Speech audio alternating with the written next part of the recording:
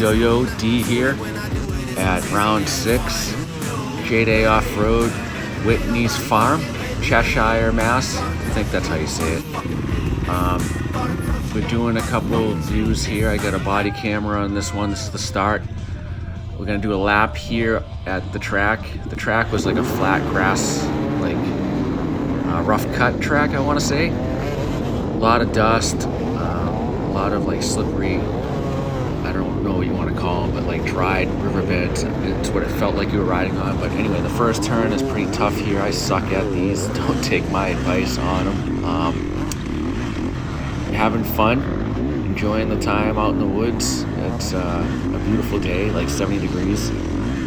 Doing bad in my whole shot here, but don't follow. My boys are telling me not to follow in lines, and this is why. See what happens here. The shortcut I took was not good, but the track was pretty good. It was just not at all my style of riding. I'm more of a motocross guy. You all know that. This was like a lot of like flat track stuff. The trails are pretty good though. I mean, not a ton of trees. It was wide open, like space. A lot of slippery like uphills that were like rocky. That kind of were a different challenge because it's like the rocks were under like moist dirt, and then they open up and it's like loose rocks, slippery on top. But it was fun. I had a lot of fun, riding the senior A class.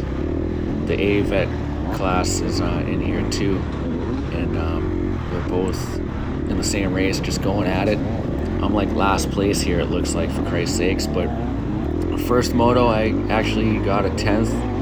I think out of 13 people. That's not too good, but it's all in the start, as you see. The sections going downhill, there was a lot of switchbacks. Going downhill on like slippery roots was pretty tough. This area was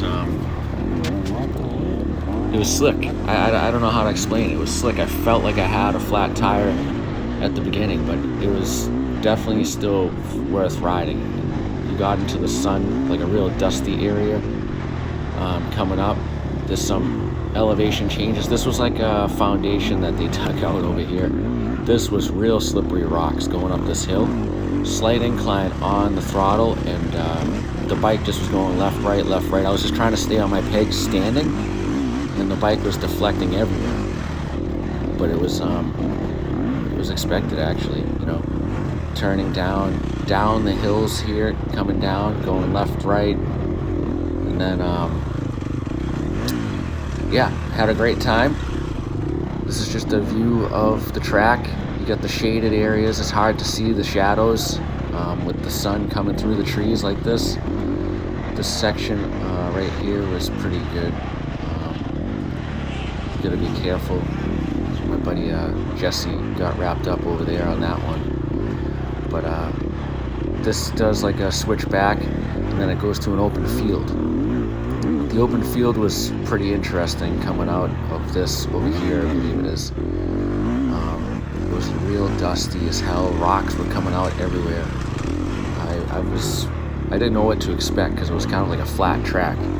So same with this right here. This was all dusty as hell. Then this goes off into another wood section coming up. But you couldn't see anything in front of you if people are in front of you, like during the first lap. Unfortunately, I'm like way back in the lap. But like right here, this right-hander, it's straightaway right here, but there's a ton of rocks coming out, and like you hit one of them and you can't see. It's just like it throws you left, right, wherever. This was it was an added on section, end of the day. On Saturday, we got here a day early. They added this whole rough cut section onto it, I believe, starting here. And it just goes around some tight hairpinners. That's a tight S turn right there. I didn't like that one. This right-hander was pretty cool. Then you're into this, again, it's like a dried up rock riverbed that's all slick going up here. Like you're like on ice. You can't even give it much gas because it's sliding out, kicking out. It's the weirdest terrain I've ridden yet. Then you do a couple switchbacks here, left rights, and then it's gonna be on to my most favorite part of the track. You know it, the extreme section. You know how I hate that friggin' thing, but the extreme section was not too bad today. I'm getting a little bit more comfortable with the whole thing.